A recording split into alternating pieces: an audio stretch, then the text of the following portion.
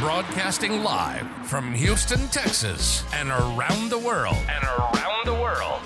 TV host, best-selling author, and radio personality Brad Gilmore brings you a collection of conversations with stars from movies. Matthew McConaughey. Brad Gilmore. Mark Wahlberg. Hey, how are you? The one and only Sydney Sweeney joins us. Sydney, how are you? I'm good, thank you. How are you? Tom Hanks and Robin Wright in my favorite movie of the year. Guys, thanks so much for joining the show. Oh, thank you. Well, thank you. Jessica Alba and Lizzie Mathis. Ladies, thank you so much for joining me. Thank you. Kevin Costner joins us. Thank you so much. Thank you. Television. Jimmy Fallon joins us this morning. Jimmy, how you doing, my friend? Good morning. Thank you so much, Brad, for having me. I appreciate this, bud. One of my all-time favorites, Vince Vaughn, joins us right now. Vince, thanks, man. Oh, great to be with you, Brad, and great to be talking to Houston. Good morning to you. We got Owen Wilson. We got Judy Greer. Thanks for joining the show, guys. Thank you. Jay Leno joins us. Jay, how you doing? Hey, Brad, what's going on? We got Anna Sawai joining the show. Anna, thanks so much for joining us. Thank you, Brad. Music. Lola Monroe. Thank you. Thank you for having me. The legendary frontman of AC/DC, Brian Johnson, joins us right now. Brian, how you doing? Good morning, Brad. What looking to talk to me funny, lad. Megan Trainor. Thank you so much, Brad. You're awesome. Paris Hilton, the infinite icon herself, is on the show. Paris, love the film. Thank you. I'm so proud of it. And more. This is The Collection. Now your host, The Boat. Brad Gilmore!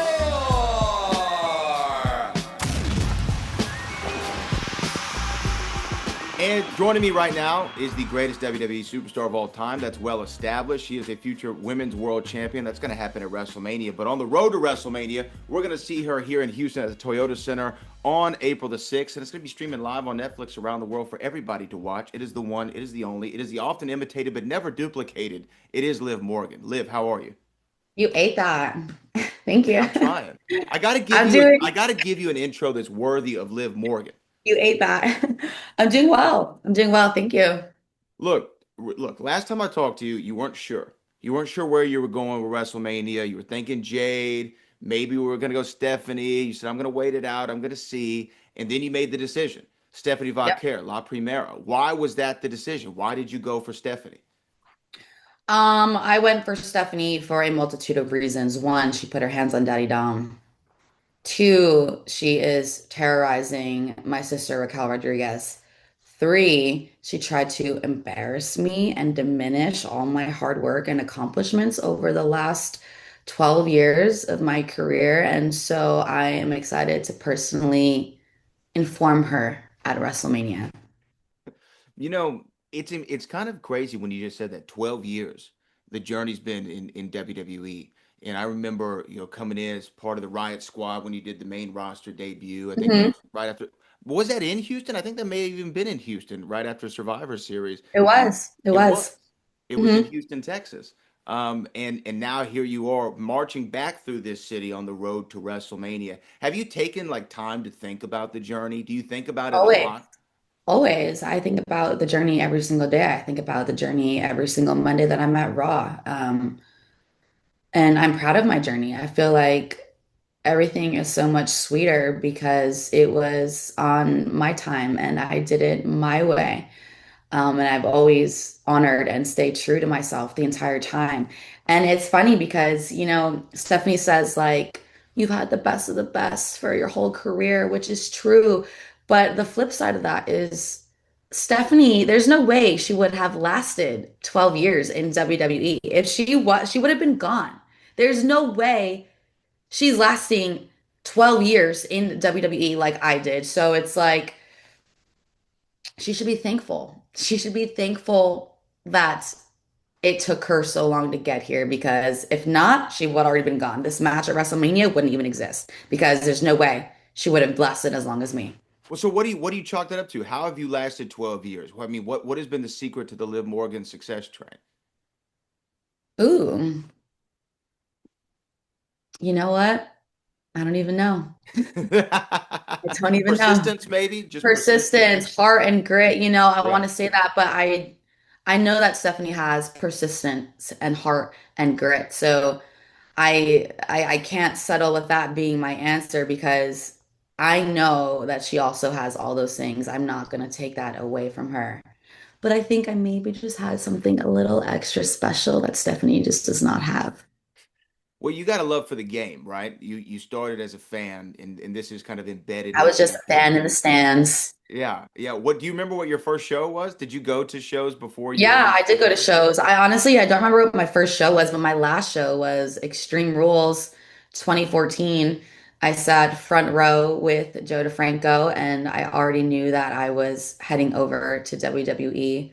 Obviously, like no one else knew, none of the performers in the ring knew, but I remember sitting front row and just watching everyone and just being like, I'm about to do this. Like in a couple months' time, I'm going to be in that ring doing what I've watched my whole entire life. And so that was a very surreal moment for me during my last show as a fan, just really acknowledging that my whole life was about to change.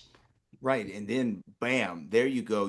Bam. You go through the NXT roster. I mean, and you come into the main roster, and then like I said, the last time I talked to you, like the last 2 years, I really feel like you've been the MVP of the women's division, and I mean that Hey, sincerely though. I mean, I remember you just seem like you have like a let's go attitude, or whether it's in the ring, no matter who always. you're working with, like let's do it, let's just go for it. I mean, I look, everybody's probably You asked have you to, that. like, you quite literally have to. You have Yeah. to. If you're not going for it, what are you doing? If you're not going for it, quite literally, I don't know what the you're doing because you have to go for it. You have to go for it. And if you're not going to go for it as hard as I'm going to go for it, that's why I'm better than you.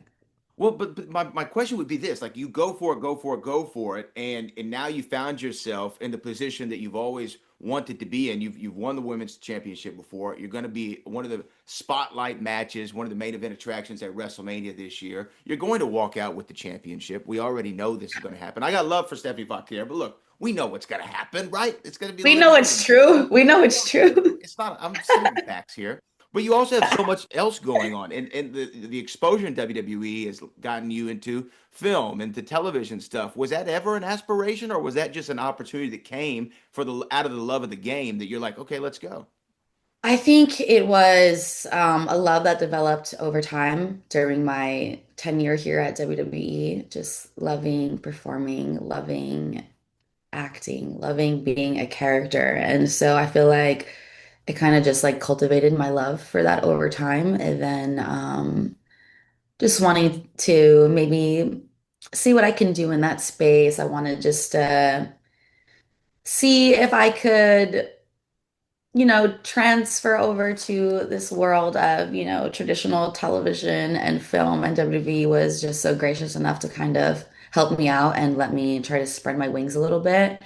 And like dip my toes in that space. And so it's been really fun and amazing. I've got Murdered by Chucky, which is like so iconic. I have my film Bad Lieutenant coming out in a Yeah. couple of months, and that is just all through the grace of WWE allowing me to see how great I can be. And so I'm excited. I hope to do more.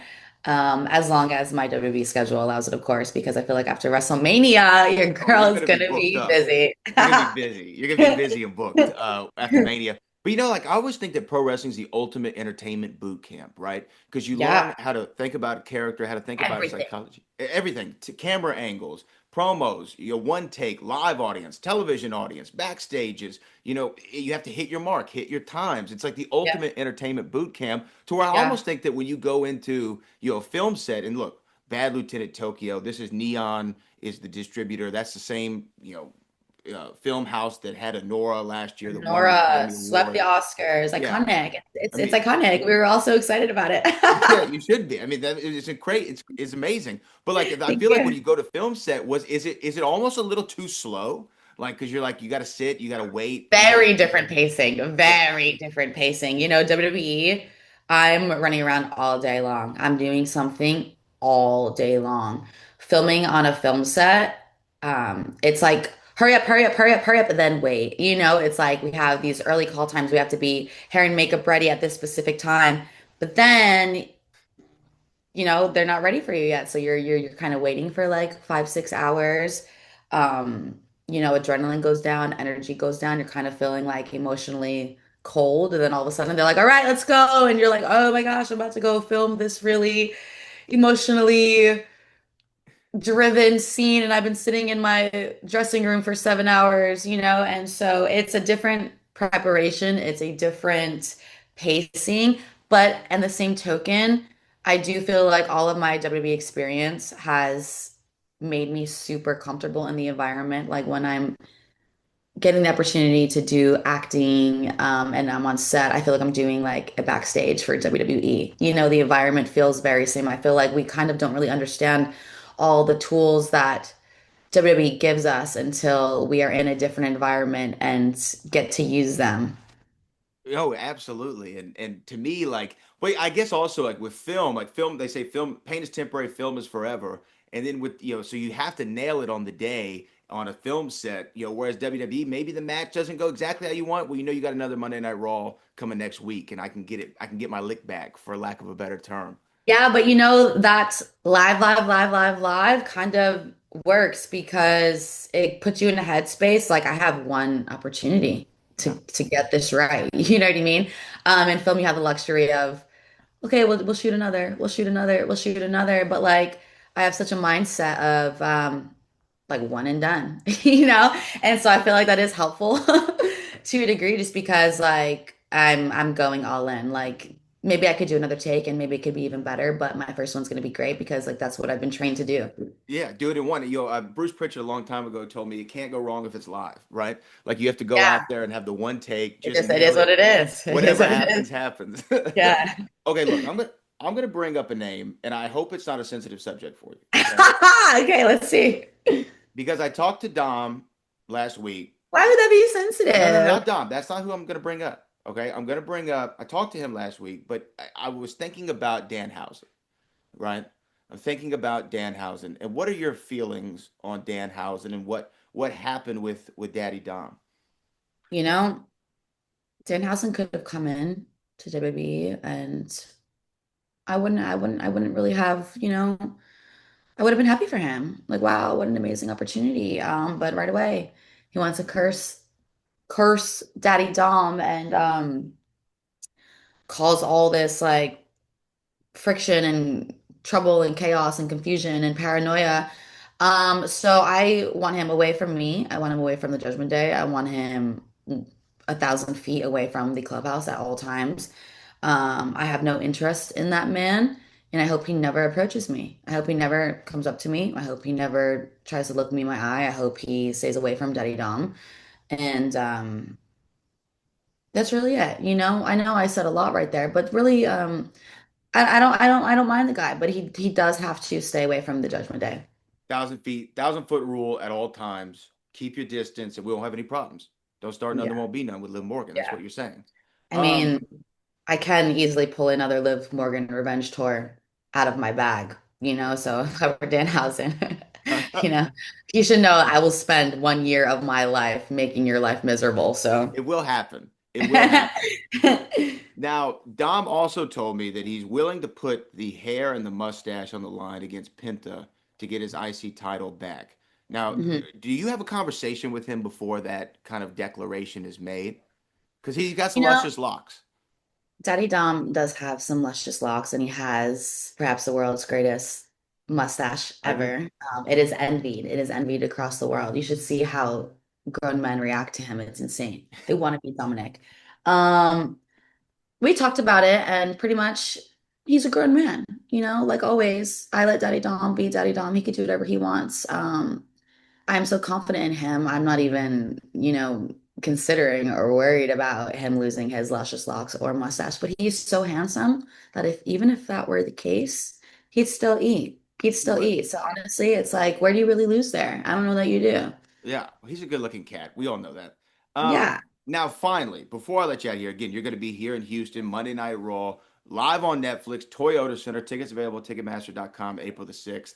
Once you win the women's world title at WrestleMania, you have the after party, you have the victory, everything, the champagne is flowing, the night is amazing. You have Monday Night Raw the next night. Is there somebody who you would like to face and defend your championship against next? Is it Natty? Is it Maxine? Is it, the list goes on and on. Is there somebody who you like to lock horns with? I'm not wanting Sure. anything. I'm not wanting for anything or anyone. I feel like everyone else is going to be wanting for the Liv Morgan. And so, with that being said, I'm a very generous, charitable woman. I will defend my title against anyone that comes knocking on my door. So I guess we'll see. But yeah, I think that I'm the desired one, Absolutely. not the one doing the desiring. Love it. Well, you know what, Liv, I mean this sincerely. Congratulations on everything that's going on in your career right now. You've been the MVP. I can't wait to see Bad Lieutenant and whatever comes out next after that. But you're going to be on the world title run. You're going to rival every world championship victory. It's going to be the WrestleMania moment, the biggest one of all time at WrestleMania 42 in Las Vegas, Nevada. You know ball, Brad. You know ball. I Look, I appreciate know. you. Look. We understand, right? Fisherman recognize another fisherman. So, Liv Morgan, I appreciate you for taking the time. Congratulations again on everything. Thank you. We'll celebrate at WrestleMania. Let's do it.